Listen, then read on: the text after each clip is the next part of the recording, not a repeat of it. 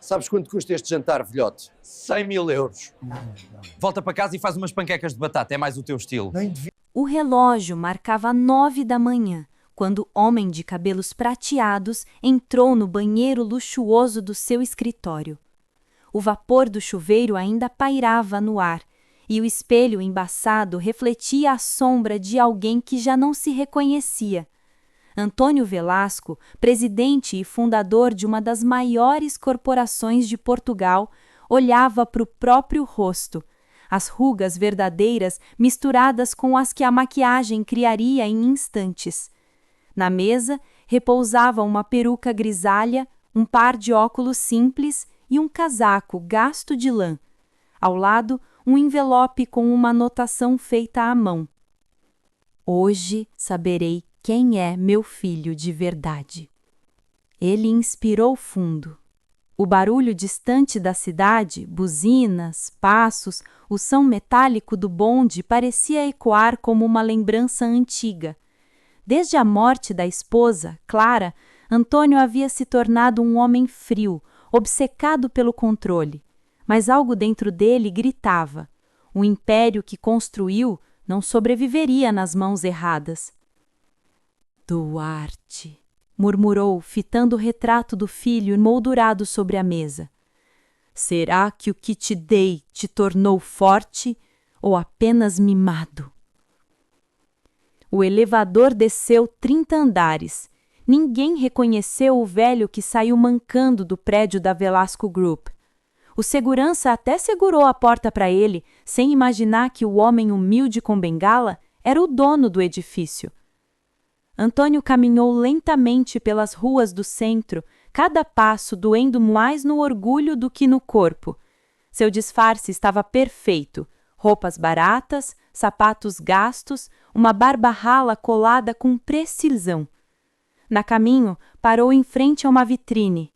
Lá dentro, o reflexo mostrava um homem que ninguém notaria. Perfeito, pensou. Hoje verei o mundo como ele realmente é, sem títulos, sem poder, sem respeito comprado. Duarte, seu filho, estava no mesmo momento subindo as escadas do restaurante Solar do Tejo, cercado por amigos e investidores. O sorriso confiante e o relógio caro no pulso diziam tudo. Hoje é o dia, senhores. Meu pai finalmente vai me deixar assumir a empresa. Está velho, cansado. O futuro pertence a quem tem visão, não rugas. Risos ecoaram ao redor da mesa. Um dos amigos brincou. Desde que não acabes como ele, solitário e paranoico. Duarte riu também. No fundo, algo no peito o incomodava, mas ele abafou o sentimento com mais um gole. Na tarde, o velho desconhecido entrou discretamente no mesmo restaurante. Pediu um prato simples e se sentou no canto. Observava de longe a mesa do filho. O garçom olhou de cima a baixo e perguntou com impaciência: O senhor tem certeza de que pode pagar o menu executivo? São 60 euros. Antônio apenas sorriu. O dinheiro, às vezes, muda de roupa, meu jovem. O garçom franziu o senho confuso e se afastou.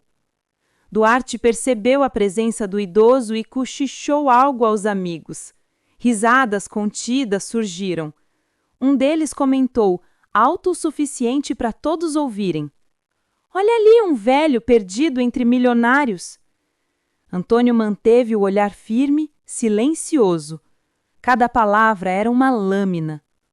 O garçom voltou e, sem delicadeza, colocou o prato à sua frente.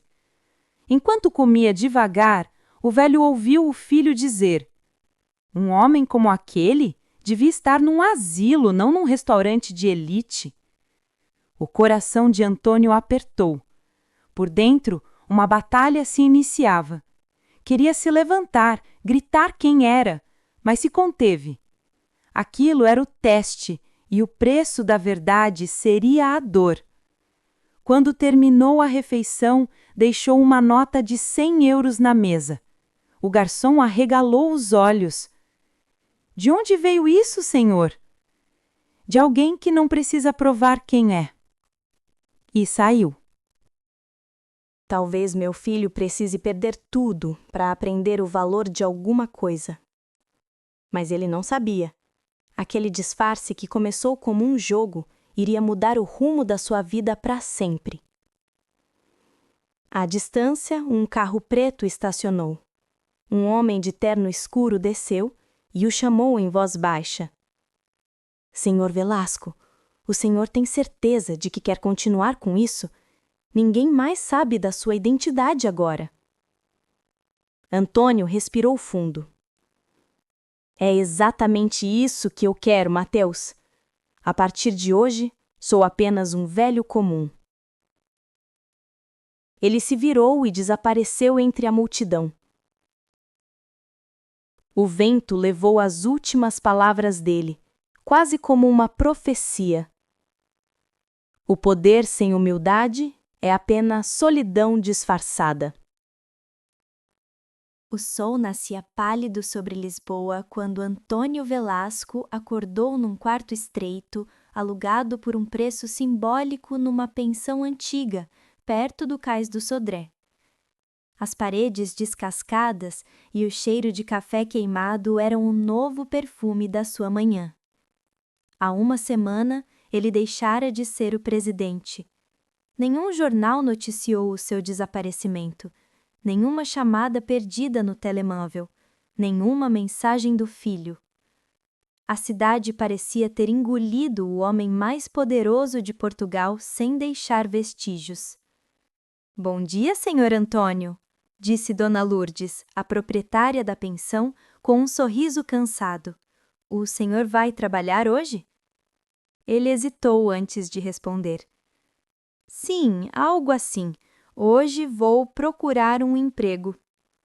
Ela riu, sem maldade.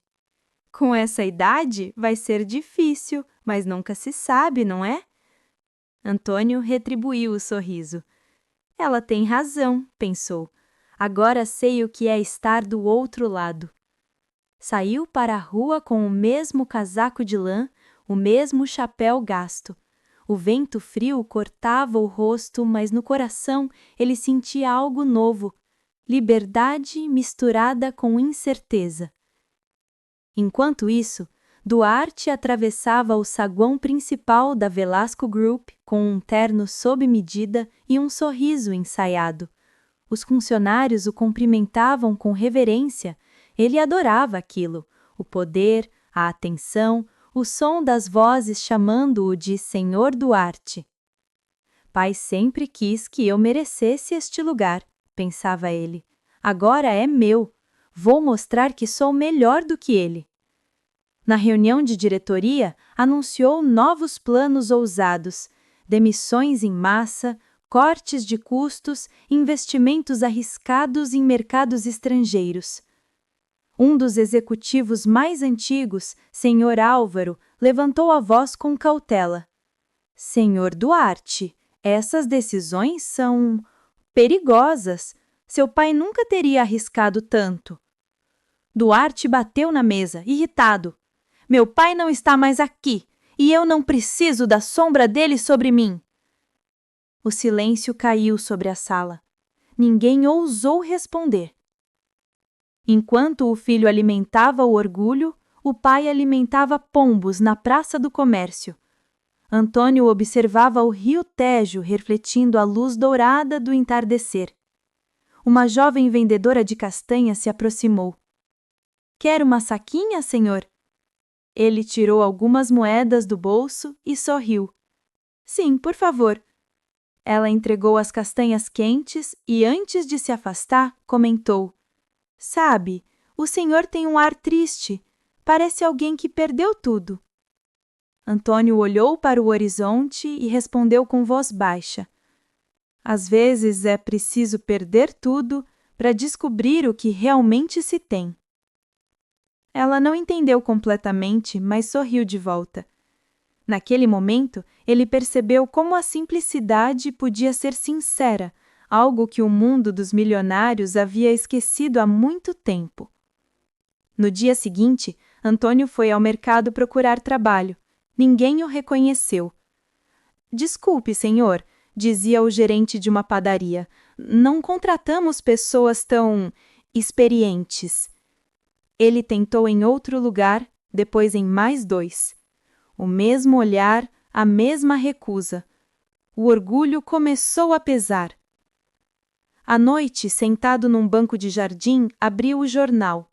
Na capa, lia-se: Velasco Group, em crise de confiança sob nova liderança. O rosto do filho estampado ao lado de uma manchete fria. Antônio passou a mão pelo jornal como se tocasse uma ferida. Duarte, o que estás a fazer com o que te deixei? Dias passaram. O disfarce já fazia parte dele. Ele aprendeu a ouvir os sons que antes ignorava, o viso das crianças, o violão distante de um artista de rua, o sino da igreja marcando as horas.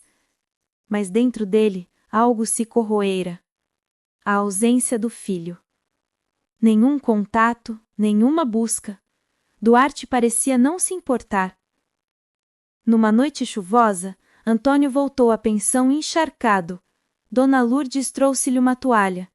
Sente-se aqui, senhor Antônio. O senhor não devia andar por aí neste frio. Sabe, às vezes eu vejo no senhor um olhar de quem encarrega segredos.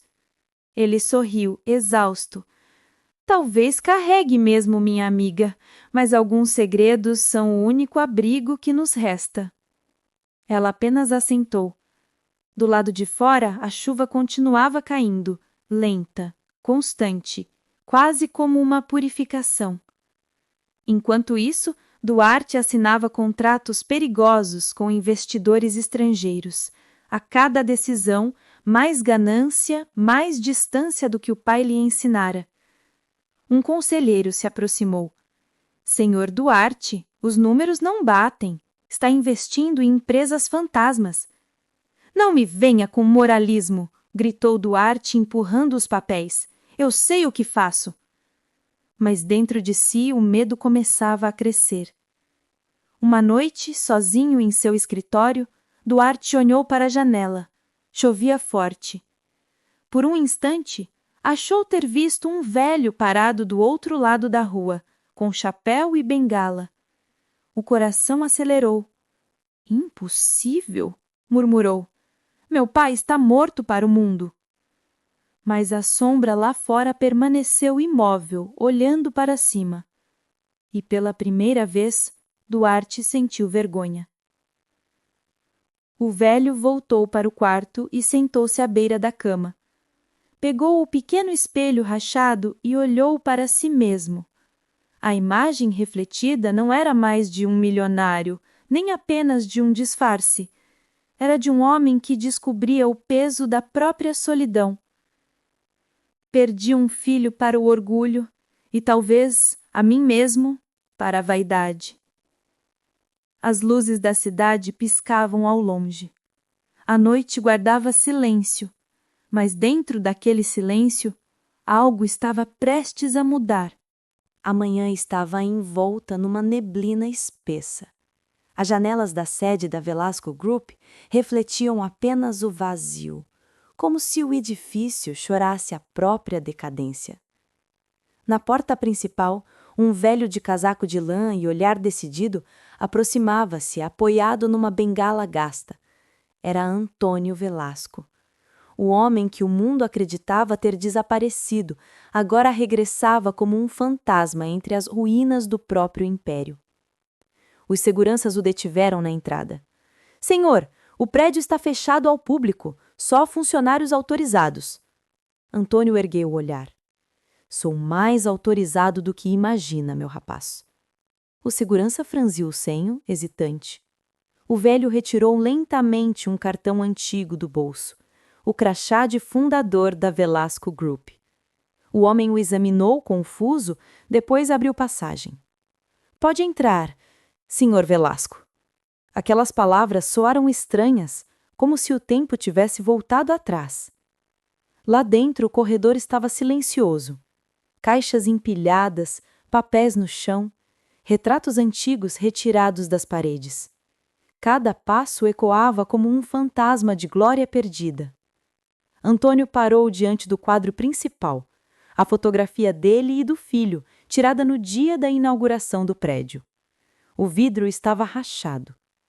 Ele passou os dedos sobre o rosto jovem de Duarte e murmurou: "Tudo o que construí foi para ti, e tudo o que perdeste foi por não saber amar." No andar superior, Duarte estava debruçado sobre a mesa, cercado de pastas e garrafas vazias. Os olhos fundos, a barba por fazer. Um homem que envelhecera 20 anos em poucos meses. Quando a porta se abriu, ele nem levantou o olhar. "Já disse que não quero ver ninguém." "Então não olhes, apenas escuta." A voz era calma, grave, mas carregada de uma força antiga. Duarte congelou. Aquele timbre era impossível. Levantou os olhos lentamente. Diante dele estava o velho, o mesmo que vira no café dias atrás. Mas agora o olhar era diferente, profundo, familiar, como um espelho que revelava verdades. "Não pode ser", murmurou Duarte, a voz trêmula. "Pai!" Antônio retirou o chapéu e a peruca grisalha. O silêncio encheu a sala. "Sim, Duarte, sou eu, o homem que julgaste fraco e que fingiste esquecer." Duarte deu um passo para trás, pálido. "Mas por quê? Por que te escondeste assim?" Antônio caminhou até a janela, olhando a cidade ao longe. "Para ver quem eras quando o dinheiro não te servia de escudo. Quis saber se tinhas aprendido o que realmente importa." "E o que descobriste?" perguntou Duarte, a voz embargada. Antônio virou-se, o olhar duro, mas triste. "Descobri que o meu filho se perdeu no mesmo labirinto onde eu também estive preso, o orgulho." O silêncio cortou o ar como uma lâmina. Duarte, envergonhado, tentou justificar-se. "Eu só queria provar que podia ser como tu." "Ser como eu?" interrompeu o pai, a voz firme. "Ser frio? Distante? Não, Duarte. Devias ter sido melhor. Devias ter amado as pessoas, não as usado." As lágrimas começaram a rolar pelo rosto do filho. "Eu falhei contigo, pai." Antônio aproximou-se e pousou uma mão sobre o ombro dele. "Não, meu filho, falhaste contigo mesmo. Mas ainda há tempo, se tiveres coragem de recomeçar." De repente a porta se abriu. Alguns funcionários, antigos, leais à família, estavam ali, testemunhando a cena. Um deles exclamou: "Senhor Velasco, é mesmo o senhor?" Antônio virou-se e assentiu. "Sim, e voltei não para recuperar um império, mas para recuperar a dignidade." Os olhares se cruzaram. Um murmúrio correu pela sala, um misto de espanto e esperança. Pela primeira vez em meses havia silêncio e respeito. Antônio abriu o envelope que trouxera e colocou-o sobre a mesa do filho. "Aqui estão os últimos recursos que restam, mas não quero que os uses para salvar a empresa. Quero que uses para pagar cada trabalhador que perdeu tudo por causa das nossas decisões." Duarte olhou o envelope, surpreso. "Mas se eu fizer isso, ficaremos sem nada." "Nada é o que temos agora, Duarte. A diferença é que desta vez podemos escolher ser honestos." O filho abaixou a cabeça, os olhos marejados. "Pai, como consegues ainda acreditar em mim depois de tudo?" Respirou fundo e Antônio respondeu: "Porque és meu filho, e um pai que desiste do filho é mais pobre do que qualquer mendigo." As luzes do entardecer atravessavam as janelas quebradas. Antônio sentou-se devagar, cansado. O corpo parecia velho, mas o olhar, esse, tinha a serenidade de quem reencontrou o sentido da própria existência. Duarte ajoelhou-se diante dele, segurou-lhe as mãos e disse entre soluços: Perdoa-me, pai. Prometo que a partir de agora vou reconstruir tudo, não com ambição, mas com caráter. Antônio sorriu. Então já começaste o que realmente importa. Lá fora, os sinos da igreja marcaram 6 horas. A neblina dissipava-se lentamente, e um raio de sol entrou pela janela, iluminando os rostos dos dois. Era o fim de um império, mas o início de uma redenção. As notícias espalharam-se como fogo sobre palha seca. Na manhã seguinte, todos os jornais de Lisboa traziam na capa a mesma manchete. António Velasco reaparece após meses desaparecido e assume falência da própria empresa. As ruas comentavam, os cafés murmuravam e os investidores ficavam perplexos. Alguns chamavam-no de louco, outros de herói. Mas para António, nada disso importava. Pela primeira vez em anos, ele sentia paz, mesmo entre ruínas. Na sede da Velasca Group, os corredores voltaram a ter movimento. Não com pressa ou arrogância, mas com propósito. António e Duarte reuniram os funcionários restantes. E ali, diante de rostos cansados e desconfiados, o velho presidente falou com voz calma, firme e humana. Durante décadas, construímos um império. Mas esquecemos o mais importante: as pessoas que o sustentam. Hoje, não lhes prometo riqueza. Prometo apenas dignidade. O silêncio que se seguiu foi pesado, mas cheio de respeito. Alguns funcionários começaram a aplaudir. Outros choraram. O nome Velasco voltava a ter algo que o dinheiro não podia comprar: credibilidade. Após a reunião, Duarte aproximou-se do pai. Pai, o que faremos agora? As contas estão quase vazias. Não há investidores, não há capital. António sorriu levemente, colocando a mão no ombro do filho. Há algo que ainda temos: trabalho, honestidade. A fortuna pode desaparecer, mas o caráter, se o preservares, sempre volta a dar frutos. Duarte olhou com admiração. Era a primeira vez que via o pai não como um ídolo distante, mas como um homem, imperfeito, forte e profundamente humano. Nos dias seguintes, pai e filho começaram a visitar cada filial, cada armazém, cada pequeno escritório. Conversavam com os empregados, ouviam histórias, pediam desculpas. Não como chefes, mas como homens arrependidos. Numa certa manhã, ao visitar uma antiga fábrica no interior, um trabalhador aproximou-se de António. Senhor Velasco, nunca pensei ver o senhor aqui. O meu pai trabalhou nesta fábrica até morrer. Ele dizia que o senhor era duro, mas justo. António sorriu, emocionado. Talvez eu tenha sido apenas duro. A justiça vem agora, meu rapaz. O trabalhador apertou-lhe a mão com força. O senhor voltou na hora certa. A gente ainda acredita. Aquela frase ecoou fundo no coração de António. Ainda acreditam. E isso bastava. Enquanto isso, a imprensa seguia o caso com voracidade. Jornalistas esperavam à porta da empresa, câmaras ligadas, microfones em punho. Um repórter gritou: Senhor Velasco, o senhor não teme perder tudo? António parou por um instante, encarando as lentes com serenidade. O que se perde quando se reencontra a verdade? E seguiu caminhando, sob os flashes e o barulho das vozes. O público via um velho derrotado. Mas quem olhava com atenção via algo mais. Um homem finalmente livre. À noite, sentado na varanda da pensão, António observava as luzes da cidade. Dona Lourdes trouxe-lhe uma chávena de chá. Estão a falar do senhor na televisão outra vez. Mas parece que agora é com respeito. Ele riu-se baixinho. Respeito que vem tarde, mas vem limpo. Duarte chegou pouco depois, trazendo uma pilha de documentos. Trouxe as últimas planinhas, pai. Mesmo que vendamos tudo, ainda poderemos pagar todos os salários.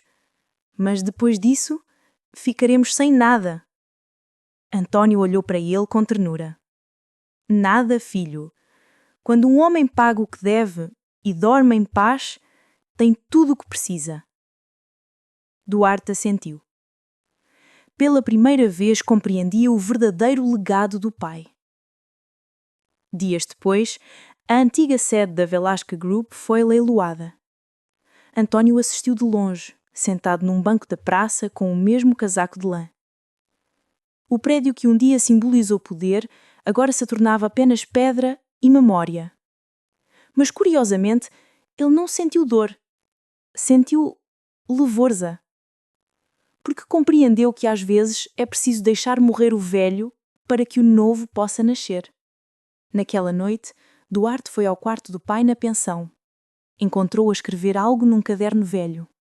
O que está a escrever, pai? A história de um homem que tinha tudo e precisou de perder tudo para encontrar a si mesmo. E como termina essa história? António levantou o olhar, o rosto iluminado pela luz suave da lamparina.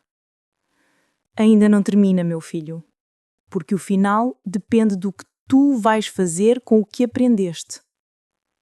Duarte ficou em silêncio.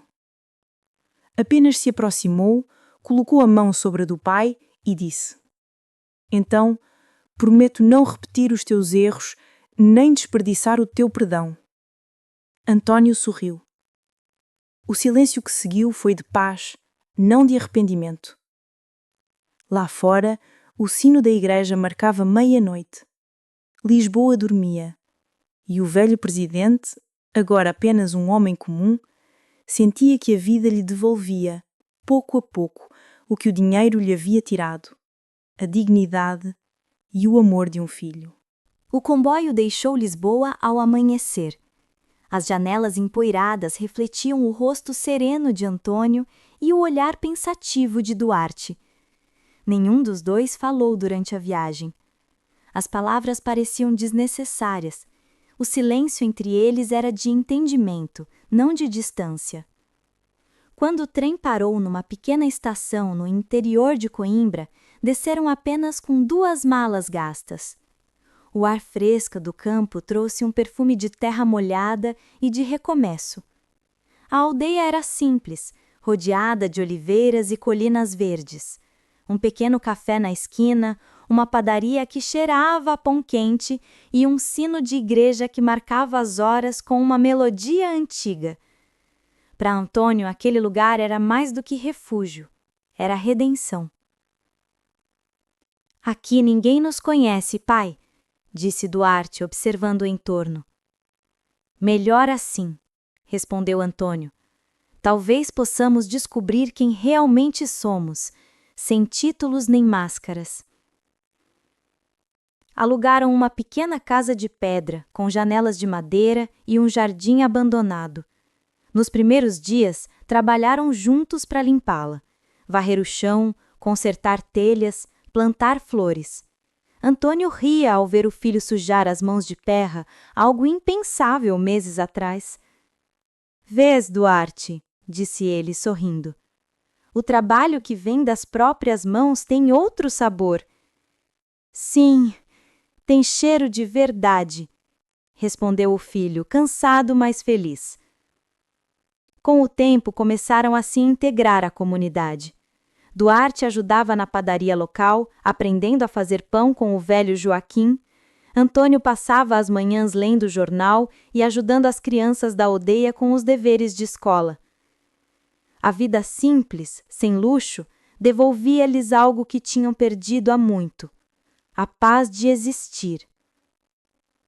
Uma tarde, enquanto caminhavam pelo campo, Duarte comentou: Sabes, pai, às vezes sinto vergonha do que fiz. Penso nos rostos das pessoas que prejudiquei. Antônio respondeu, olhando o horizonte. Vergonha é um bom sinal, filho. Significa que ainda tens consciência. Mas não fique preso ao passado. Aprende e transforma a culpa em bondade. Duarte assentiu, emocionado. Cada palavra do pai soava como uma semente que germinava lentamente dentro dele. Certa manhã, a aldeia acordou em alvoroço. A escola local estava prestes a fechar por falta de fundos. As crianças choravam, os professores estavam desanimados.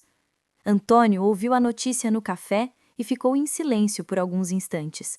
Depois, levantou-se, apoiado na bengala, e disse calmamente: "Talvez ainda possamos ajudar." Naquela noite, ele e Duarte revisaram o pouco que ainda lhes restava de dinheiro. Não era muito, apenas o suficiente para alguns meses de sobrevivência. Mas Antônio olhou para o filho e disse: "O que é o dinheiro se não servir para fazer algo certo, pelo menos uma vez?" Duarte sorriu. "Então vamos salvar a escola, pai." E assim fizeram. Usaram o último capital que tinham para pagar as despesas da escola durante 1 ano. Nenhum anúncio, nenhuma manchete. Apenas um gesto silencioso, como uma oração. No dia seguinte, as crianças correram até a casa deles com flores colhidas do campo. Uma menina de olhos castanhos entregou um buquê a Antônio e disse: "Obrigado, senhor. Agora podemos continuar a aprender." Antônio ajoelhou-se com dificuldade e respondeu: "Não me agradeças, pequena. Apenas promete que nunca deixes de aprender, porque é isso que muda o mundo." Duarte observava a cena com os olhos marejados. Pela primeira vez, viu o pai não como um homem poderoso, mas como um homem bom. Com o passar dos meses, a casa deles tornou-se ponto de encontro da aldeia. Gente vinha pedir conselho, compartilhar histórias, ouvir o velho Velasco falar sobre vida, humildade e esperança. O nome presidente havia desaparecido. Agora, todos o chamavam simplesmente de Senhor Antônio. Uma noite, sentado sobre o céu estrelado, Duarte perguntou: "Pai, alguma vez te arrependes de ter perdido tudo?" Antônio olhou para o céu e sorriu. "Não, filho. Apenas troquei de riqueza. Antes, eu tinha prédios e ações. Agora tenho paz, propósito e a tua companhia." O filho respirou fundo. "E eu ganhei um pai que finalmente aprendi a amar." O vento soprou suave, balançando as oliveiras. Ao longe ouviam-se sinos e o riso das crianças brincando. A vida, simples e sincera, renascia. Antônio fechou os olhos e murmurou: "A verdadeira fortuna não está no que guardamos, mas no que damos com o coração tranquilo." E naquele instante, Lisboa, o império, os palácios e as ações já não importavam.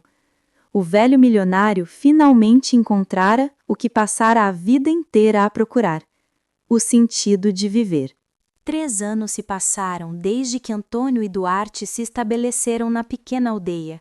A vida corria tranquila. As manhãs cheiravam a pão quente, as tardes a oliveiras e as noites a silêncio e estrelas. Mas o destino, como o vento, nunca fica parado por muito tempo. Certa manhã, um carro preto de luxo parou em frente à casa de pedra. Duarte estava a cortar lenha no quintal. Antônio lia o jornal na varanda. Do veículo saiu uma mulher elegante, vestida com um tailher cinzento e um olhar determinado. "Senhor Velasco?" perguntou ela, aproximando-se. Antônio levantou o rosto, intrigado. "Já não ouvia esse nome há muito tempo. O que deseja, minha senhora?" "Sou representante de um grupo internacional. Queremos convidá-lo para reassumir a presidência da Velasco Group. A empresa foi comprada e precisa de alguém com o seu prestígio. O senhor é uma lenda viva." Antônio ficou em silêncio. O vento mexia nas páginas do jornal, como se o tempo sussurrasse: "Eis o teste final." Duarte aproximou-se, suando e com as mãos ainda cheias de pó de madeira. "Pai, eles querem que voltes." Antônio olhou para o filho, sem responder de imediato. A mulher continuou, empolgada: "Seria apenas consultivo, Sr. Velasco. Um salário generoso, uma nova sede em Lisboa, viagens, reconhecimento mundial." Ele levantou-se devagar, apoiando-se na bengala. Os olhos, porém, mantinham a serenidade de quem já viu o topo e o abismo. Diga-me, minha filha, quanto vale a tranquilidade de um homem velho? Ela hesitou. Não entendo. Nem precisa. A paz que encontrei aqui não cabe em nenhuma conta bancária. A mulher tentou insistir. Mas pense, Sr. Velasco, a história precisa do seu nome de volta. Antônio sorriu com gentileza. A história já me ensinou o suficiente. Agora quero apenas viver o que sobrou dela. Quando o carro se afastou, Duarte permaneceu calado por alguns segundos. Depois disse: Pai, eu teria aceitado. Antônio olhou de lado, curioso. E depois? Teria reerguido o nome da família. E depois disso? Teria dinheiro, respeito. Antônio interrompeu com um meio sorriso. E depois disso, Duarte? O filho não soube responder. O silêncio bastou para explicar tudo. Nos dias seguintes, começaram a chegar cartas e convites. Revistas queriam entrevistas, empresários ofereciam consultorias, políticos pediam conselhos. O nome Velasco voltava a circular, agora com aura de sabedoria. Mas Antônio recusou todos. Guardava os envelopes num baú, sem sequer abrir. Duarte, por outro lado, lia cada um com olhos inquietos. O passado ainda o tentava, como uma chama que não se apaga. Uma noite, à mesa do jantar, ele confessou: Pai, às vezes tenho medo de que este silêncio me faça esquecer quem eu era. Antônio respondeu, sereno: Filho, é no silêncio que descobrimos quem realmente somos. Mas o mundo fala alto, pai. E se um dia ele me chamar de novo? Então lembra-te disto. Quem vive pro aplauso, morre no eco. Certa tarde, um antigo funcionário apareceu na aldeia. Chamava-se Álvaro, o mesmo que anos antes tentara alertar Duarte sobre os riscos. Trazia um envelope nas mãos e lágrimas nos olhos. Senhor Antônio, a nova administração quer transformar a Velasco Group numa empresa de investimento rápido. Vão vender as fábricas e despedir centenas de trabalhadores. Antônio franziu o senho. E o que esperam de mim? Que volte, que fale. O seu nome ainda tem poder. Se o senhor disser uma palavra, eles escutam. Duarte ergueu o olhar surpreso. Era como se o passado o chamasse novamente. Naquela noite, pai e filho caminharam pelo campo sob a lua cheia. O vento soprava frio e o som dos grilos preenchia o silêncio. Duarte parou e disse: Pai, talvez devêssemos ajudar, não por dinheiro, mas por eles, pelos trabalhadores. Tu sempre disseste que o poder deve servir, não dominar. Antônio olhou para o horizonte, o rosto iluminado pela luz prateada da lua. Sim, meu filho. Talvez o verdadeiro teste não seja fugir do poder, mas saber usá-lo sem se perder outra vez. Na manhã seguinte, Antônio vestiu um terno antigo, o mesmo que usara na inauguração da empresa anos atrás. O tecido já estava gasto, mas o gesto era simbólico. Duarte acompanhou-o até a estação. Não sei se estás pronto para o mundo lá fora, pai, disse ele. Antônio sorriu. O mundo já não me assusta, Duarte, porque agora eu sei o que ele não pode tirar de mim. E o que seria isso? A paz de ter escolhido o certo, mesmo quando ninguém aplaude. O comboio partiu. Duarte ficou na plataforma vendo o pai desaparecer lentamente entre a névoa. O som do apito soou como um eco do destino. Ele sabia. Aquele velho, o homem que um dia fora chamado de milionário, agora ia enfrentar o último desafio de sua vida. Não para recuperar poder, mas para provar que a verdadeira liderança nasce da humildade e da compaixão. A sede da nova Velasco Group brilhava como um espelho de vidro e aço, moderna, fria, impessoal. Nada lembrava o edifício antigo, onde fotos de trabalhadores e famílias decoravam as paredes. Agora, apenas telas digitais e cifras flutuavam nas reuniões. Naquele auditório imenso, repleto de investidores e jornalistas, o ar cheirava a ambição. Câmeras piscavam, vozes murmuravam, e então as portas se abriram. Um homem idoso, de terno antigo e bengala, entrou calmamente. O murmúrio cessou. Era Antônio Velasco. O apresentador da conferência, visivelmente nervoso, tentou manter o tom formal. Senhoras e senhores, é uma honra receber novamente o fundador da Velasco Group. O senhor Antônio deseja dirigir algumas palavras à Assembleia.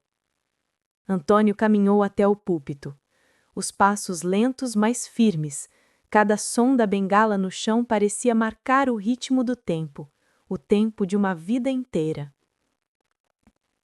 Ele olhou ao redor, rostos jovens, olhos impacientes, gravatas caras, corações vazios. Suspirou fundo e começou a falar. Durante décadas, eu acreditei que o sucesso de um homem se media pelos prédios que construiu, pelos números que acumulou, pelos aplausos que recebeu. Mas um dia, percebi que tudo isso não passava de ruído. Um silêncio profundo tomou a sala. Construí uma empresa poderosa, mas perdi o essencial. A simplicidade, a humanidade, o amor do meu próprio filho. Demorei uma vida para entender que a verdadeira riqueza não cabe nos cofres, cabe no coração. Alguns abaixaram os olhos, outros fingiram anotar, mas o ar parecia mais pesado, como se aquelas palavras atravessassem as paredes de vidro e alcançassem algo que ninguém queria encarar. Hoje, tô aqui não para recuperar nada.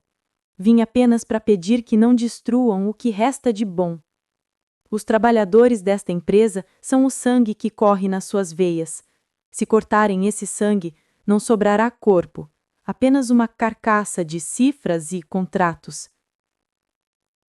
A voz dele começou a tremer, mas não de fraqueza, de emoção. Um império sem alma é um túmulo de luxo, e o poder sem compaixão é apenas vaidade vestida de terno. As palavras ecoaram como trovões num céu de vidro. Os executivos se entreolharam constrangidos. Alguns, pela primeira vez, sentiram vergonha. Antônio retirou um envelope do bolso. Aqui estão as minhas últimas ações. Entrego-as ao Conselho para que criem um fundo de auxílio aos funcionários e suas famílias. Se houver futuro para Velasco Group, que seja construído sobre a bondade, não sobre o medo. Um murmúrio de surpresa percorreu o auditório. Um jovem executivo se levantou indignado. Mas, senhor Velasco, isso é um absurdo. Tá a doar tudo. Antônio sorriu, tranquilo. Quem dá o que o dinheiro não compra, nunca perde nada. Do fundo da sala, uma voz firme soou. Duarte. Ele havia chegado, discretamente, para assistir. Os olhos brilhavam de orgulho e dor. Aproximou-se devagar e disse: Pai, deixa-me falar. Antônio assentiu e afastou-se do microfone. Duarte subiu ao púlpito e, pela primeira vez, sua voz não tremia por ambição, mas por verdade. Eu sou o filho que o decepcionou. Fui cego, arrogante e fraco. Mas hoje aprendi com ele que a grandeza não está em dominar, e sim em servir. Olhou para o pai, emocionado. E se algum dia alguém perguntar quem foi Antônio Velasco, direi, foi o homem que me ensinou que ser humano vale mais do que ser milionário. O público ficou em silêncio absoluto. Alguns aplaudiram de pé, outros apenas choraram. Antônio, com os lágrimas discretos nos olhos, olhou para o filho. Aproximou-se e o abraçou, devagar, como quem segura o tempo.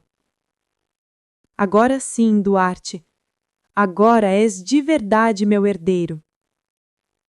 Os flashes das câmeras iluminaram aquele abraço, mas pela primeira vez Antônio não se incomodou, porque sabia que dessa vez não era publicidade, era redenção. Meses depois, a Velasco Group transformou-se em uma fundação social dedicada à educação e ao trabalho digno. Duarte assumiu a liderança, mas manteve os mesmos princípios que o pai lhe deixara. Antônio, por sua vez, voltou à aldeia, ao silêncio e às oliveiras. Lá, escrevia suas memórias num caderno envelhecido. O título na capa? O Valor de Perder. Memórias de um homem que aprendeu tarde, mas aprendeu bem. Numa tarde dourada de outono, Antônio adormeceu na varanda, com o caderno sobre o peito. O sol acariciava o rosto, o vento movia as folhas. Um sorriso leve ficou desenhado nos lábios. Era o sorriso de quem finalmente descansava em paz. Na última página do caderno, lia-se a frase final. O poder termina quando a vida termina, mas a bondade, essa continua a governar o coração dos que ficam. E assim, o velho presidente partiu, não como milionário, nem como mártir, mas como homem pleno, reconciliado com o mundo, com o Filho e com Deus.